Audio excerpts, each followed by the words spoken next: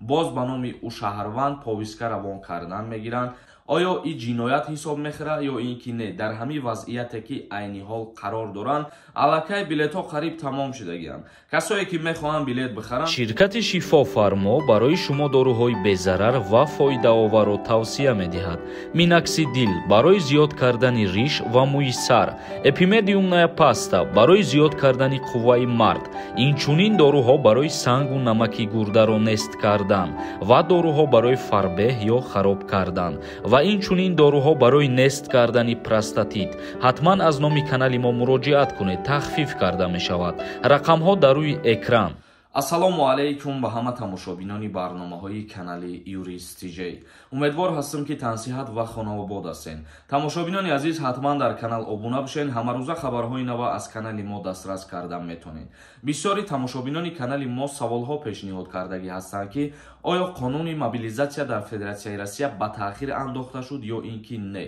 мутаассифона не. баъди 12 октябр ҳар нафаре ки шаҳрвандии Федератсияи Россия дорад ва дар учоти вайни хичам мондагиай боз ба номи ӯ шаҳрванд повиска равон кардан мегиранд ва ба артиши якмоҳа сафарбар карда мешаванд, яъне ки учебкашон мебаранд.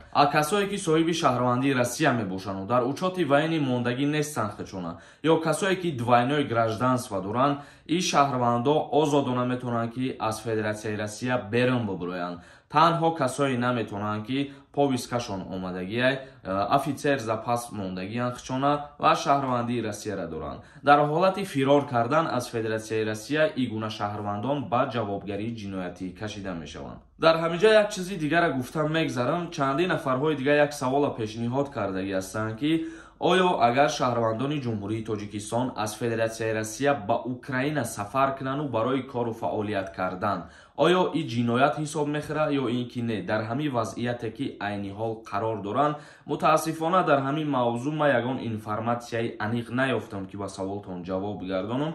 кӯшиш мекунам ки ягон ҷавоби аниқ дар барномаи оянда дар ҳамин саволи шумо пешниҳод кунам. тамошобинони азиз, мегзарем ба қисми хондани комментарияҳо. дар ҳаминҷа қайд карда мегзарам, чӣ хеле ки медонем дар канали ма конкурси нав сар шидагия як ҳафта шид ки мо билет фурӯхтестем ҳозиражда. алакай билетҳо қариб тамом шудагианд. касое ки мехоҳанд билет бихаранд, ин ҳами картаи Сбербанк да сумтона партоен. ин карта ба номи Мунис Хуршедович мебоша. нархи як дона билет 200 рубла дар бар мегира. ногуфта намона аксия дора, ба 1000 рубл 10 дона билетон метиҳем.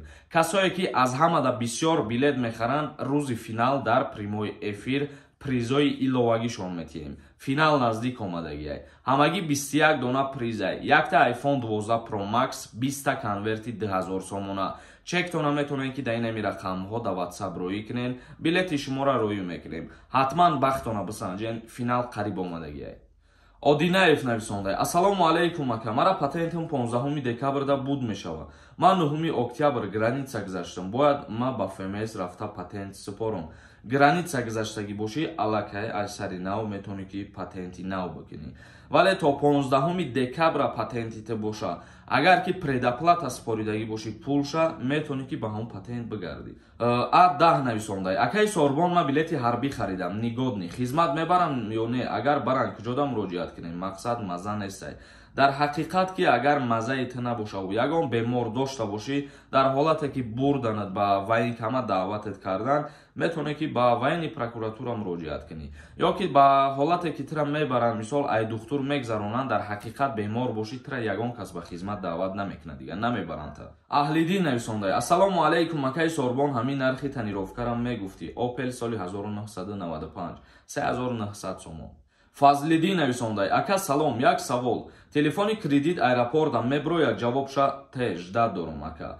телефон кредит гирифтагӣ ё ки та Сбербанк қарз дорӣ, ин чизо дар аэропорт намеброяд. лекин дар ҳолате ки ту миёй ба Тоҷикистону ҳамин кредитҳоро пардохт намекунӣ, баъдан метавонанд ки ба ФМС муроҷиат кунанд ё ба ФСБ муроҷиат кунанд ё ки ба ҳамун таможни аэропорт муроҷиат кунанд.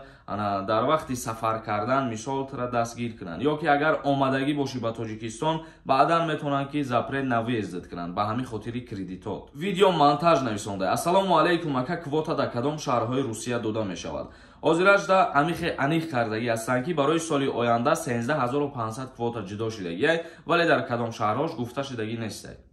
али суҳробов нависонда: ассалому алайкум, акай Сорбон ягон программае ҳаст ки рассрочкаи мошина бинем, илтимос ҷавоб медодем, ман мухлиси шумо. яъне ки приложение гуфта дар назар доштагӣ бошӣ, агар аз куҷое ки кредит гирифтагии ҳамо мошинта дар интернет мезани ҳамо номи мақсад банка ва баъдан ному фамилията ворид мекунӣ, медрои мебинӣ. алиев нависонда: ассалому алайкум, ака ман дар Москва 3 моҳ истодам, фақат прописка кардам, тоҷикистон рафтам 20 рӯз истодам, екатеринбург омадам, патент карда метавонам, пешакӣ раҳмат. бале, дар ҳолате ки аз Россия меброи ва бо айсари нав медрои, аллакай ҳамаи ҳуҷҷатҳои ту аннулиро ачидагиан ва айсари нав ҳуҷҷат мекунӣ, айнол бигем ҳуҷҷатота меспорӣ, ягон проблема намешавад. набиев нависонда: ассалому алайкум Сорбон, як савол. аз ман 10 сол запрет на въезд ба РФ маҳкам буд. баъд тафтиш кардам, аз ФМС кушода шуд, но аз ФСБ мегӯянд ҳолиам маҳкамае, чӣ тавр кунем? агар бо роҳи ягон сабаб ҳуй кардан шуда назар доштагӣ бошӣ, намешавад, то ҳамун срокаш ба охир расидана намешавад. вале агар срокаш буд шидагӣ боша, ту метавонӣ ки муроҷиат кунӣ, ариза бинависонӣ, мисол ба ФСБ ки 10 сол гузашт аллакай. лекин боз як гапи дигаре ки ту агар дар дохили Федератсияи Россия бошӣ ва баъд барои ариза бинависонӣ, дар ин ҳолат боз метавонанд ки мақсад продлит кунанд ҳамун депортатсията. Хори нависонда: ассалому алайкум ака, 237 қисми Д банди Б дар бораи ҳамин як информатсия Т ҷарима дора ё ки срок мегиранд.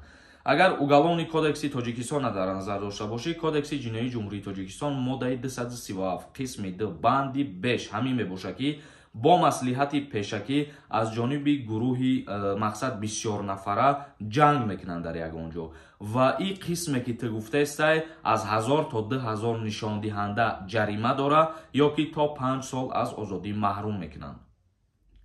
фирӯз вайнс нависонда: салом ака, ман хата нафаҳмидам, дар як видеод мегӣ ки то 27 тамом накунӣ озод намешӣ, ай хизмат. бо дар ин видеод мегӣ касе 27 сола меша, ай хизмат, озод ай. ака амира хуб бифаҳмон, хата соз нафаҳмидем, илтимос ответе. ман 27 сола шидам, не ки 4 моҳам гузашт, 8 моҳ, пас 28 мешам. бародари азиз, мумкин баъзаи шумо хуб нафаҳмед, ба ҳамин хотир ҳамин саволи баҳсангез ай аз ҷониби тамошобино. мисол мегирем, агар ту гуфтаестай ки ман 27 шидагиам, 4 моҳш гузаштаги, 8 моҳ, пас 28 сола мешам, аллакай ту аз даъват ба хизмат озод мебошӣ. вале як чизи дигаре боз мисол меорам ина, агар ки 3 рӯз пас зодрӯзи ту бошаву ту 27 сола бошай, ана ҳамун 27 сола ки шидӣ, баъд озод мешай. агар пеш ай 3 рӯз дар 26 солагира охираш биқапанд, баъд ба хизмати ҳарбӣ даъват мешай. тамом. тамошобинони азиз, ба ҳамин барномаи имрӯзара ҷамъбаст мекунем. то барномаҳои дигар, худованд ҳамаи мо шуморо нигаҳбон бошад.